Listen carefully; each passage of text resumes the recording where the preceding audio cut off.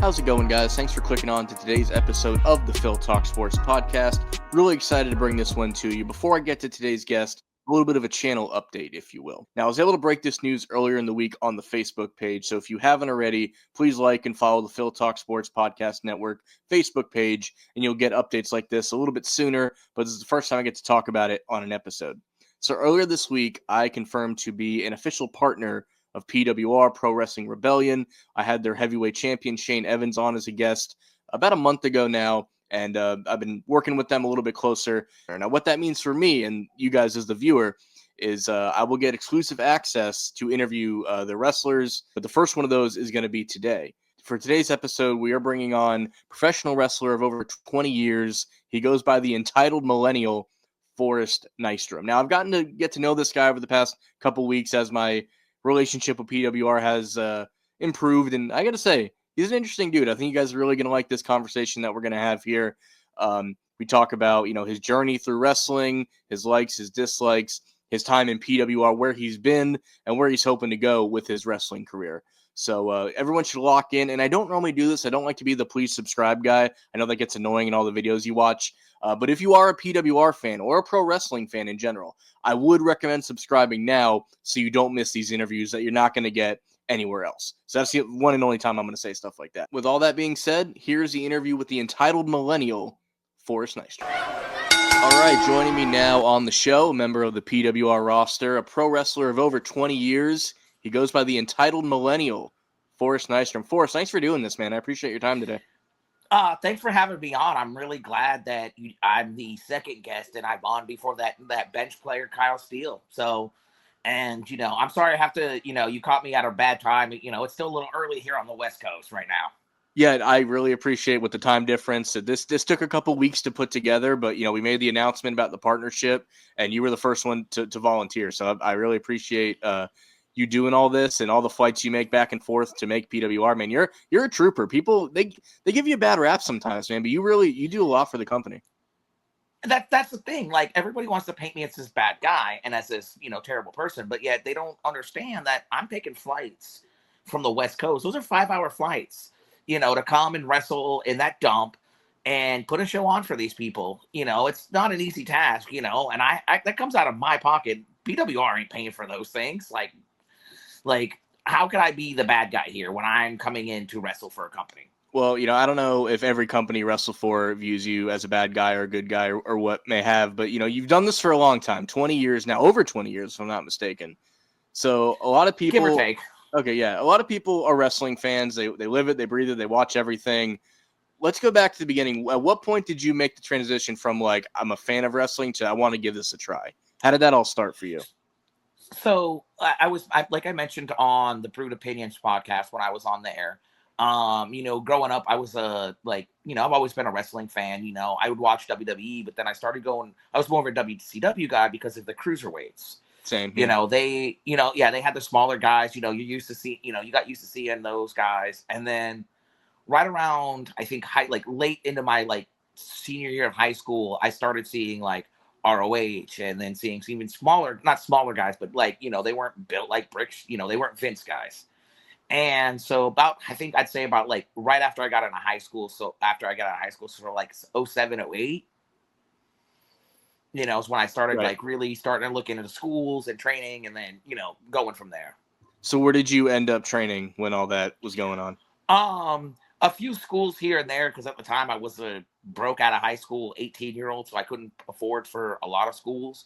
So I would just go to some random schools and be like, hey man, I barely work, I have a crap job, and so what's it take to train? And they'd be like, hey, just pay what you can. When you can't, just let us know, and that'll be it. Train a little bit here, like I said, So a lot of it was learned traveling with people. That's how I. Some of my friends and, other people being like, hey man, I'm going to this show, just ride with us, we'll find something for you to do. And then, just learning on the road, simple stuff, taking the stuff I did learn at training and then just being thrown into matches. Is there any quote unquote, bigger names or people that fans would know from TV that you cross paths with, either training or traveling, anybody like that? There's a few, some people might know I crossed paths a few times with Alex Zane, who was over Oh there on yeah. WWE for a little while. He's Mhm. with New Japan right now. It's crazy to see like him back, back then, I mean, he's always been a tall like guy, and then I hadn't seen him for like a while and not really followed him. And then next thing I know, I see him on GCW and he's built like a brick shit house. I'm like, Right. that is not the Alex Zane I know. Yeah, I think he was on in like the Cruiserweight Classic or something at one point, and then just totally just rechanged, his body and everything like that, which is crazy to see. Yeah. Built by Taco Bell. Perfect. That's not a joke. Hey, people, as someone who's like attempting to lose weight themselves, like you'd be surprised how much Taco Bell can fit into that diet when needed. So Yeah. as you kind of formulate, your in-ring style and stuff, I always use this example. Like Jeff Hardy's my favorite wrestler, but I don't think I would ever attempt to wrestle like Jeff Hardy. So who is Right. your favorite wrestlers? But then more importantly, who do you take inspiration to when you're in the ring? So a lot of the stuff I like, a lot of, again, like I said, the smaller guys, like, there's a name I can't mention, so there was a little bit of his style, the technical style of that. Sure. Yeah. And then I really try to take on a lot of Brian Danielson style, like the smaller, quick, like, let me go like real quick and like hit you with stuff, and then let me slow it down by putting you in a submission. Like, let me technical wrestle you. And that's what helps take a lot of like, as being a smaller guy, that's a lot of helps me take a lot of the bigger guys into the deeper waters and matches. Is they're like, all right, like I'm just gonna powerhouse you. And I'm like, well, you could try, but I'm quick. Can you move? Can you and just when you can catch up to the pace, I'm gonna slow it right back down. Yeah, I mean, it's got to help with the technical style. You can kind of do those things to people of all shapes and sizes. You're not worried about like I can do this move to this guy, but I can't do it to this guy. So, like you said, you bring him into the deeper waters, and a submission to submission on anybody. So that's definitely Right. a smart way to go about it. Yeah. Don't matter if you're 6'3" and 280, or you're 5'5" and 160 pounds. You can still get put in an ankle lock. Right? Yeah, and it hurts all the same. It hurts all the same. Who and then on the flip side of that, we all have that one wrestler or maybe a few that like they are overwhelmingly popular. You can't deny their popularity, but you just don't see it. It's not someone that you enjoy watching or hearing about. Who's a wrestler that you don't get it? And I'm not talking about guys on our roster. I'm talking about other guys on TV and such. It's hard to say because I'm such a fan of everybody's. Like, there's unique. Like, I don't get the like maybe Jeff Cobb. Like, I get it. Like, he's a big guy that can move, but like at this point, like who it's kind of been like done. And Mm. more specifically, Braun Strowman. Like, I don't get why people like get behind him. Like, I'm not saying he's not talented or anything, but like it's like, okay, you come in, you hit a few moves, and you're the big powerhouse. Like, it's like I don't get it. I know somebody who doesn't, but at the same time, I know somebody who said that LA Knight is a jobber. It's just a jobber who can talk, and it baffles me that he believes that. I mean, I'm an LA Knight guy, especially back in like the NWA right before he got signed again. But I agree with you on the Braun Strowman bit where it's not that he's bad at what he does, but I feel like a lot of people could fill that role the same way. Is if that Right? makes sense. But Yeah. who else did you? So Jeff Cobb, I've met Jeff Cobb. Jeff Cobb was very nice to me, and I would say I'm a fan of Jeff Cobb for sure. I mean, I get it. I understand. He's a big guy, and he does what is that? The tour of the islands. Yeah. And he does all of that, and like there's a lot of stuff he does. But if you notice, a lot of the moves he does on smaller guys. Hmm. So it's like, and he has occasionally hit like a few of those moves on bigger guys. But it's like, yeah, all his guys, he hits the tour of the islands or like does anything crazy. They're all smaller guys. So it's like I don't like get it. Like, yeah, he's throwing around he's throwing around Rey Mysterio. It looks great, but when you start throwing around like, Braun Strowman, it doesn't look as good. Yeah, I mean, like far be it for me to talk about anybody's height, but like as big as he is, when you put him with another bigger guy, he tends to be shorter than them. Like even when he was Yeah. in AEW, I think they put him up against Big Bill, formerly Big Cass, and he just Yeah. towered over him. So it's like, yeah, it doesn't look quite as well when you're supposed to be the big guy and you're, Yeah. over with that. And then when it comes to like, championship belts, can't talk about wrestling without different belts and whatever. I have a decent little collection over here on the other wall. What are some belts that just off the design themselves, some of your favorite belts? I was always a fan of the white intercontinental title they had for a long time with Right. WWE, like the old school one and the one they carried in. I'm really mad they redid it. Like, I'm like, that is iconic. Like, this one just is garbage. Winged Eagle is also up there with me, and then the WCW one that they transferred over to being like the heavyweight title, the Big Goldie. Big Gold, That yeah. one is, yeah, Big Goldie is like iconic. Like Triple H, Flair. You can just make a list. Yeah, the big gold winged eagle, that's always a popular choice on these things. The white IC, I agree. The one now is terrible. I agree with you on that as well. I have one of the what they call the oval IC, the one from like the Attitude Era. That was like Yeah, my that's first. the Yeah, that's my first favorite belt, I would say. But yeah, the belt they have now, it helps that they finally added some color into the plates. yeah, But yeah, I don't know why they thought that yeah. was That a good move. that white, like even the old school oval, like white eye intercom, or that title, like just is like, mm. And then any belts that other than the modern IC, any other belts that you just not feeling?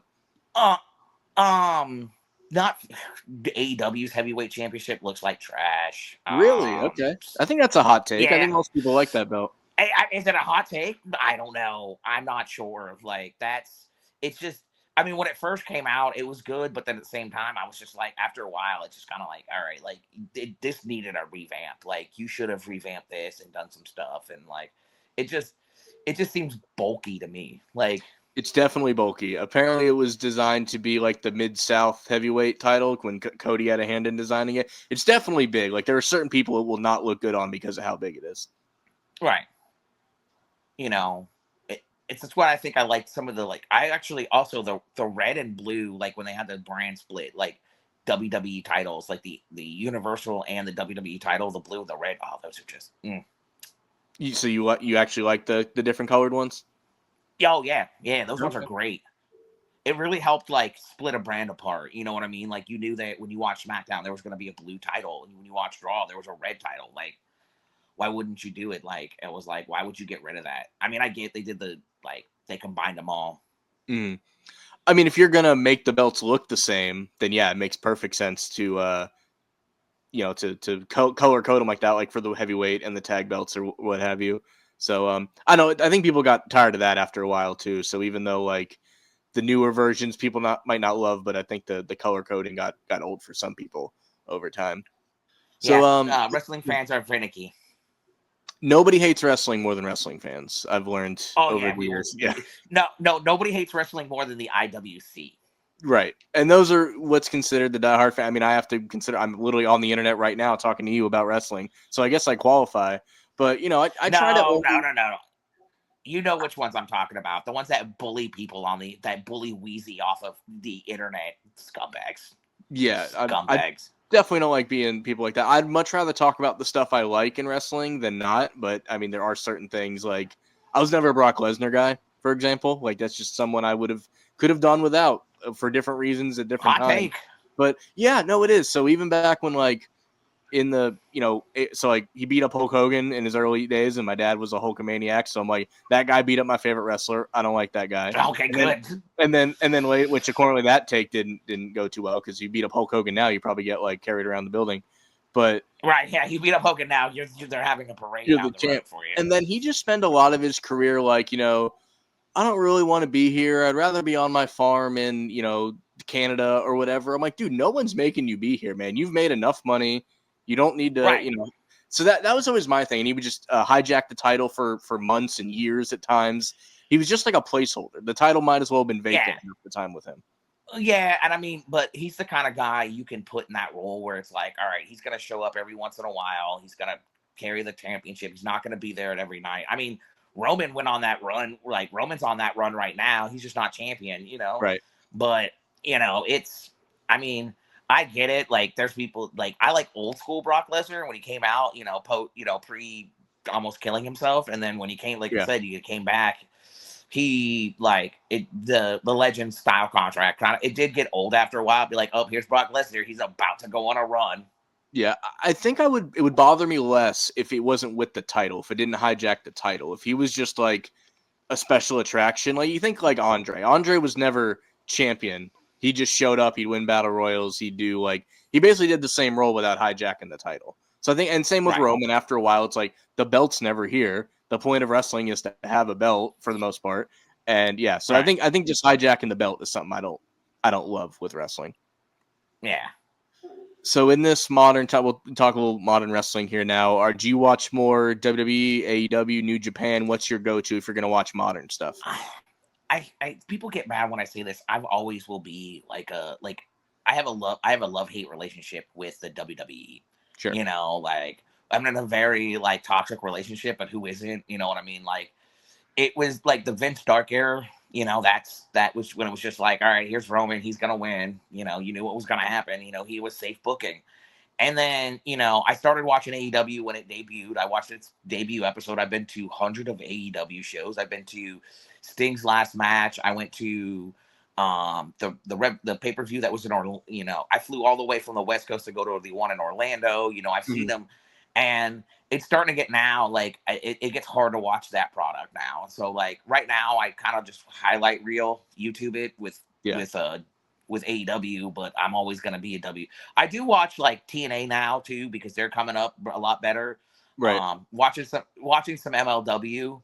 Mace Warner, great guy, Yeah. and just trying to watch as much as I can. Be a student of the game.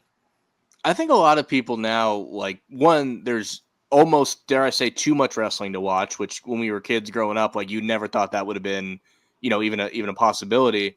So I think a lot of people don't watch full shows anymore. They just watch highlights and they'll seek out a particular match or so.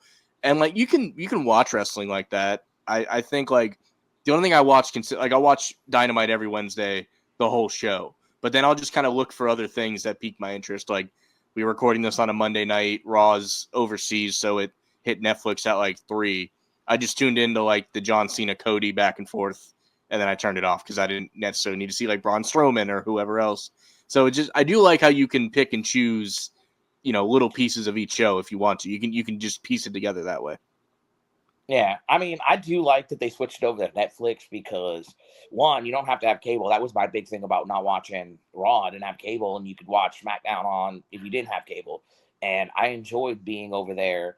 I enjoyed on Netflix because, like you said, you can like just even when it's a lot like I don't have to watch it live. I can watch it the next day and just stream like go through the stuff I don't want to watch. Like if I don't want to see Braun Strowman wrestle or I don't want to see the random segment that they decided to put in there. I can just fast forward through it. Yeah, I think it's great that you could watch an episode of Raw could be 20 minutes for you if that's the only amount of it you wanted to see.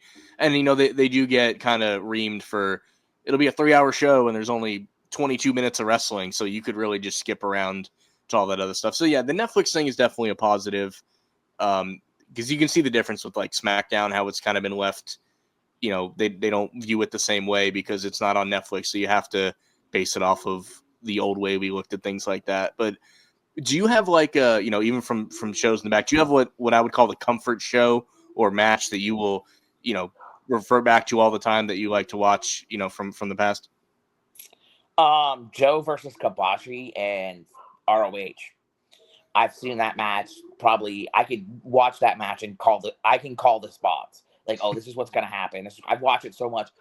Joe and Kabashi versus Homicide and Loki. Like, it's a tag match, and it's absolutely crazy. We were talking in before this how like I was always a huge fan of Loki, even though he turned out to not be like the nicest person later in his career. But I mean, Oh I think yeah, that happens with a lot of people. Homicide too. Homicide just retired apparently. He had his last match this yeah. past I week, saw so that, shout out to and him. I can't say enough about like he deserves it. Like Yeah, he he's part of like iconic matches, and it's like, bro, like I didn't even realize he was still actively wrestling. I was like, holy, like he's still actively wrestling. Yeah, like when the NWA brought back their junior heavyweight title, they gave it to him to like kick off the division, and it was a really cool way for he got to teach and wrestle all these younger guys, and it was like that was a year or two ago, but that was his last like mainstream send off. But he's also one of those like, damn, I must be getting old because I remember when this guy was like starting out, and now he's the Yeah, veteran like of the I business. remember watching him. Yeah, I remember watching him in TNA with Hernandez. Yes, All that. LAX for sure. Yeah, The original LAX. yes. Not the other one was okay, but it's you can't beat the original with them. Yeah. I mean, And you brought in Conan. You brought in Conan, and it was like, all right, yeah, dude, you're just, you know, one of the most iconic moments when Conan pulled that gun when he had a gun in the ring. I'm like, why is there a gun in this ring? Like, who did? And I also thought, like, who hasn't, like, why hasn't somebody thought about this, like, in a wrestling, in a no DQ match, like, just pull a gun, like, you know? Yeah, I mean, the closest thing, I think, Hit a, Kurt Angle pulled a tranquilizer gun on Big Show one time, and they shaved it. That was yeah, the closest thing to that. right. It'll be on AEW TV next week. Someone will pull it. John Moxley will bring out a live gun. That's the only thing that guy hasn't done at this point. So you might be right. You might have called that a week or two before it happens. But for me, I it's want it to be on record. I want it yeah. to be on record that I said that if it happens. Yeah, this will be up before the next show, so you'll be locked in case it ever happens. Yeah. But for me, I always got to go to the triple threat between AJ Styles, Samoa Joe, Christopher Daniels. I am biased because I was at that show, so that it's that extra little linked to it type thing. But yeah, that match, and then Eddie Guerrero, Rey Mysterio at WrestleMania 22, and that was just like an opening match type thing. But I love that match. Rey Mysterio versus Eddie Guerrero in WCW when they're both like in the cruiserweight is like back when he was wearing the purple suit. The Halloween Havoc match. It's just iconic. Like watching him and Eddie just do a lucha, like full on lucha match and be like seamless with it, and it's like Jesus. I mean, I would challenge anyone to find a match that had Rey and Eddie in it that wasn't just an absolute classic.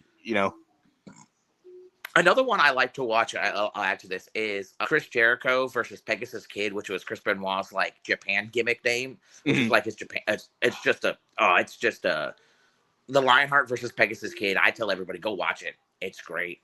Yeah, it's part of like the J Cup or whatever the tournament is over there, right? Is that one? I don't know if it was.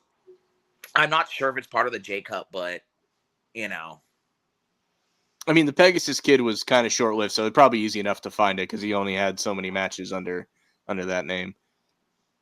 So while we move forward here a little bit, you've wrestled in a lot of places, a lot of coast to coast. You travel for wrestling all the time. You've been in PWR since the inception, which we're coming up on like a 7-8 month mark. How do you view PWR compared to places you've worked in the past, and what is it like to be in a company from the ground floor? As from I've wrestled from everywhere, from the local bingo hall to like outlaw mud shows. You know what I mean? Like I've wrestled at fairgrounds. I've wrestled, other places. I actually, as much as I like dump on the city of DeLand in the state of Ohio, I actually like being part of this one means a little more because I was like, I've been there from the inception. They were like, hey, we want you to come be a part of this. Management was like, hey, like you're being talked about being part of this from the ground up. And I'm like, all right, like I'll do it, but it's going to cost you. It is kind of nice to be like, I do have some the land, I don't say roots, but, I did spend some time here back in like high school for a little bit. And, so it's like, all right, like you get to wrestle for the people that somewhat claim you. And you're like, I don't claim any of you. So it's actually been one of my favorite places to wrestle. I mean, there's been some hiccups, I got, I had to go one-on-one with Ramos and that didn't end well for me. So, right. It's not been great, but, if people were at the last show, they saw what happened. Yeah, I mean, our last show, you went one-on-one with, the heavyweight champ and former guest of this show, Shane Evans. And while you didn't come away with the win, respectfully, like you showed everybody what you're capable of, Yeah, I think that was, the point is, the main point was to take that title away from him, and to somewhat prove to people that he's not the Shane Evans everybody thinks he is. Like, if you were there, you heard, that's not the guy that I know. Like, that's the guy I came in the industry with. Like, like what's going on here? Like, you can fool those people, you can fool your fans, you can fool your wife, but you can't fool me, Because you guys have history. You go back a long time, right? We go back a long time, and that's not the first time Shane and I have danced, So, but it was the first time we danced with a championship on the line. Mm. And I proved that I can go into those deep waters, and he's wasn't. I don't think he was ready for me. Like, I think when I came out and answered his open challenge, and he went to that back locker, into his little private locker room, he thought, oh, this was going to be an easy day at the office, and I showed him it wasn't an easy day at the office. Yeah, and anyone that hasn't checked it out just yet, the full match is on the PWR YouTube channel. So he's not just blowing smoke. You can go see it for yourself. They had a really banger of a match a couple weeks ago. Yeah. Now, by the time you guys hear this. And I So didn't get beat by a roll up. that's true. You did not, and that's that's a factual statement, my friend. That is a factual statement. I took a trip to Lariat County, to Lariat Country, but I've taken a few trips there before too. So So you let know, me ask. Let's dig into that for a minute because that is the one thing I kicked myself. I hope to have Shane on again. I did not get a chance to ask him. Lariat Country, is that, where can I locate it on a map? Is it an ever expanding thing? Is it more of an idea? Can you elaborate on that at all? Lariat, I don't think there's an actual Lariat Country or county or anywhere. It's like Ramos. He's the mayor of Chop City, and I've been to there once, but there's no physical location. It's wherever it goes. It's a state of best way is to put it's a state of mind. That's when he hits. Listen, as much as I hate that guy Shane Evans, when he hits you with that lariat, it is every bit of the stiffest, firmest lariat you've ever been hit with. Like it knocked me when I was laying. I wasn't just laying on the ground on that mat after that pin because I wanted to. It was because I didn't know where I was at for half a minute. Right. You know. And whether it's a physical place on a map or a state of mind, I think Lariat Country is a place to avoid. I think we can agree on that moving forward. Yeah. Yeah. A Lariat Country and Chop City are places I have put on. I'm like, I'm not going back there. Right. And for your safety, man, I do hope that happens. I hope you're able to avoid them at all costs. Yeah. So Yeah. obviously being a champion is an obvious goal for PWR, but like in your time in PWR, what other things are you hoping to accomplish as the company grows and you grow? I'm hoping to like you said, be the heavyweight champion or any champion. I don't matter if I'm a tag team champion. Doesn't matter if there's other belts. There's other belts, coming in or what goes on. We never know. There are definitely a list of superstars I have written out that I would love to beat clean in the middle of the ring. Mhm. As angry as he is, that Alejandro Bravo guy, I think him and I would have an absolute barn burner. I weirdly think you guys would get along. I don't know if you spent any time with him backstage or anything, but that is a guy that I don't know. You Um, guys maybe get along more than people think. No, he's angry everywhere. Like I told the Brood guys, one day we were showing. I seen him at the venue, and I was like, "Hey, Bravo, why are you so angry?" And he looked me dead in the eyes and said, "What the fuck does it matter to you?" And I said, "Valid point, valid point." Like people think like, "Oh yeah, no, he shows up angry. He doesn't drive angry because he's like, hey, like that's the only time he's not angry because he's like, I don't want to go to jail." Okay, fair enough. Yeah. So he drives. He's a law-abiding citizen when it's driving, and maybe he's angry during the drive, but like he Yeah. doesn't drive angry. But once But he yeah, gets out of the shows up. car, yeah, it's Yeah, all bets are angriest off. man. Like slamming doors. His poor car. Like that door. I don't know how it stays on. Like he slams the door. He slams the trunk when he's getting his luggage out. Like he. That's why he carries a bag because he said one time he got so mad about his rolling luggage he threw it into a lake.